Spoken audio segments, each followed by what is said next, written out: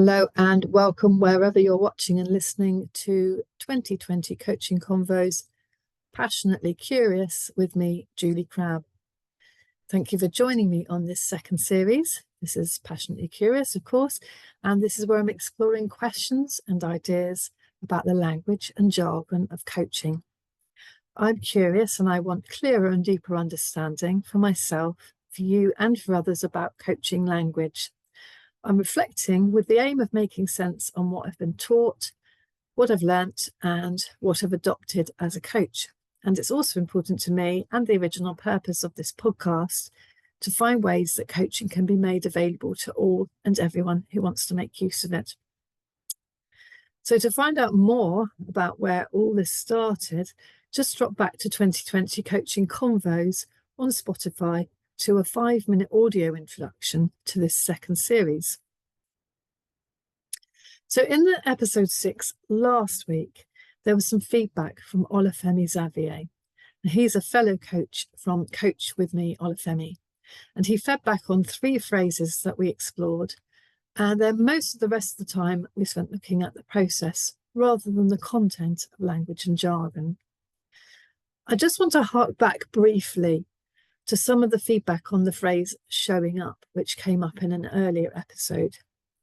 So Zibby Cherry Phillips, who's the honorary director at Mind Inc., was looking at the phrase from a different perspective and questioned what no show does to reputation and goodwill.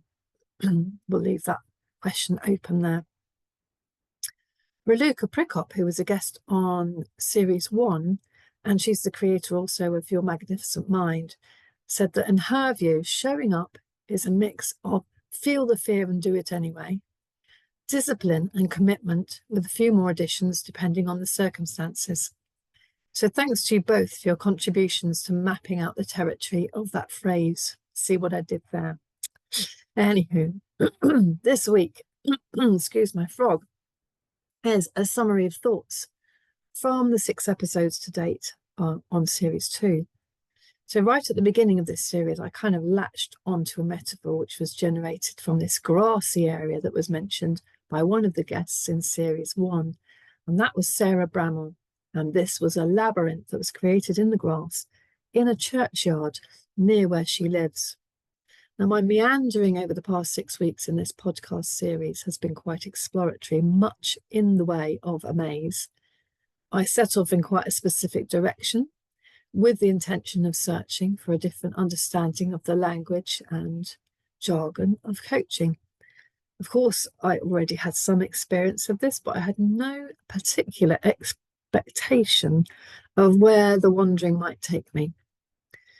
So there was a purposeful way in, my curiosity about the use of and intentions behind, as well as the impact of language and jargon. And over the weeks, I wandered over a couple of discrete paths, ultimately which seemed to converge, and then we chunked down to focus at some really specific phrases in detail on the way. And then new views have been possible over the labyrinth's long grass and the tall hedges, and some things have taken on new perspectives. So now I need to make my way out of the exploration as intentionally as I entered and out into some different scenery for series 3. So, right, I think that's enough exploitation of the metaphor of labyrinth, though I'm kind of retrospectively curious about how the concept is differently portrayed. So I did have a look around about this. And walking through a labyrinth can be seen as quite spiritual, and it made me think about Chartres Cathedral at the beginning of the Camino, and also of my friend Liz Downer, who recently did a Camino walk. She, if you remember, hosted one of the last episodes in series 1. So a labyrinth can be a meditative, calming, centering experience. It can be an opportunity to kind of question the mind, not really to solve a puzzle, but more to find a bit of peace or clarity about something. And I think this definition quite closely aligns with what I believe I've been doing over the past 6 weeks. In some cases, a labyrinth is a transformative experience. I think that's stretching a bit for the content of the episodes for me here. Or a metaphor for life's journey, and also in art, labyrinths symbolize complexity beauty and mystery. So this week then, loving structure as I do, I was thinking about the child's pencil mazes I used to do in puzzle books. Remember those? And I'm going to use this idea to kind of metaphorically draw my way from episode 1 right to now, to see if there is a clear way through or some kind of clarity to my questioning about the value of coaching language and jargon. To be fair, I've barely touched the surface of what is in fact a complex and detailed and, perhaps beautiful and mysterious topic. Language and how it's constructed to represent our maps of the world in their deleted and distorted and generalized views of all of the information we are able to take in just totally fascinates me. But I'm going to see what I do now believe, having looked at coaching language in a little more detail and with perspectives other than my own. So importantly, where it all came from, genuinely and respectfully, to understand a number of things. And these are why I don't use coaching language and jargon in more contexts of my life.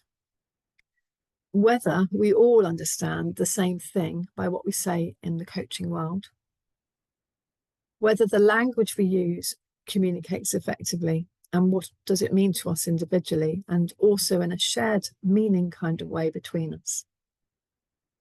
And also, if the language of coaching or the use of coaching language and jargon could be in any way a barrier to communications, to coaches, or for potential clients of coaching. So how can we keep coaching as accessible as possible? And accessible in the sense of, does it keep us as coaches easy to reach, easy to speak with, easily seen, and best made use of?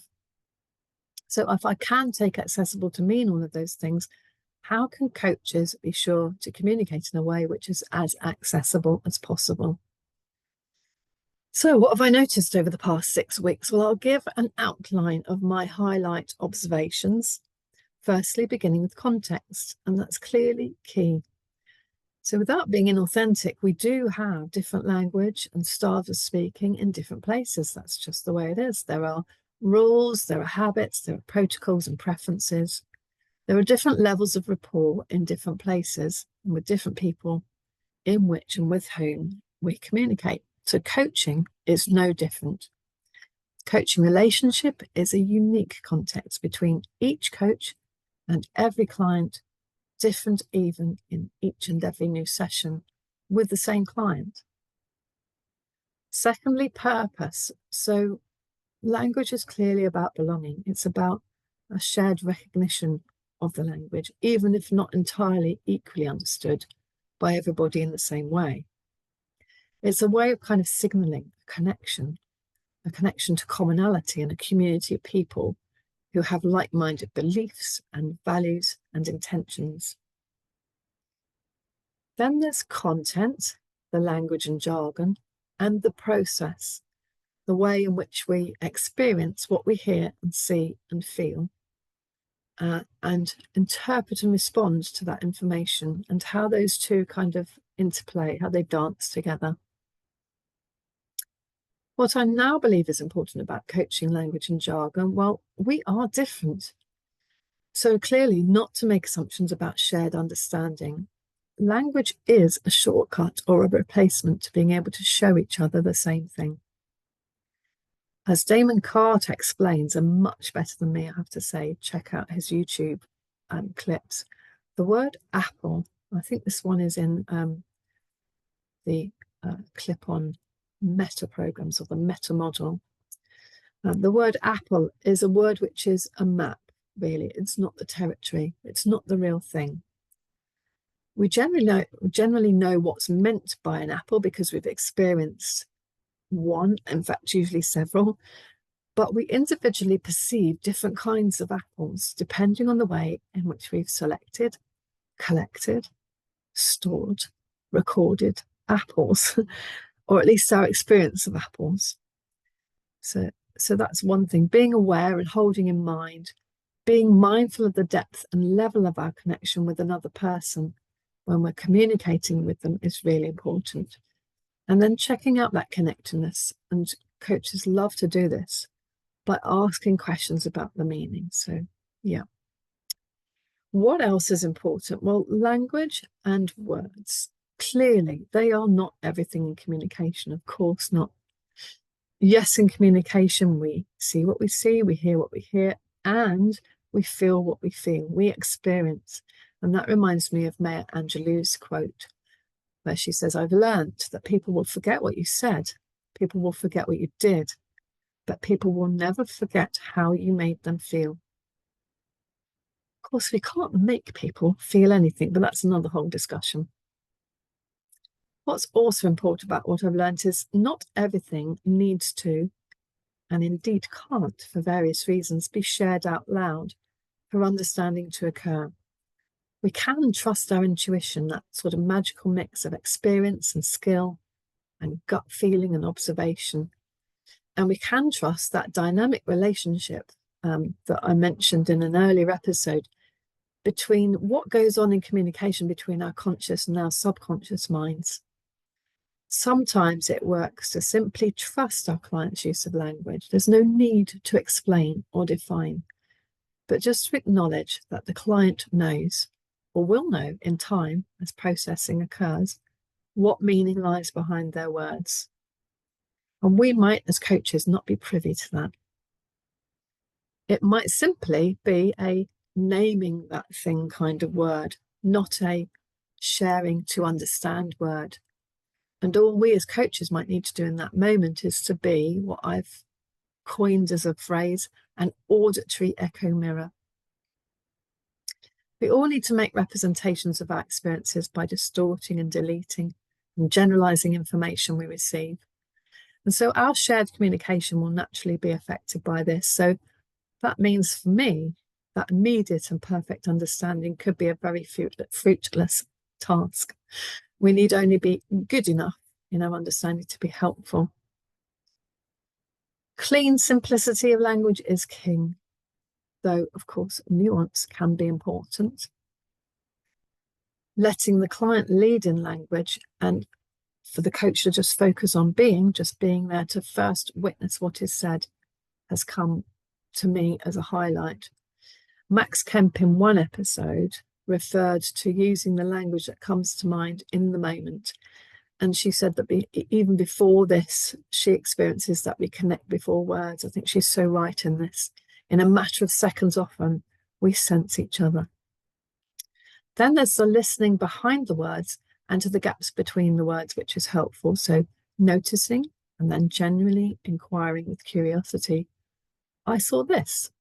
Did you see this too?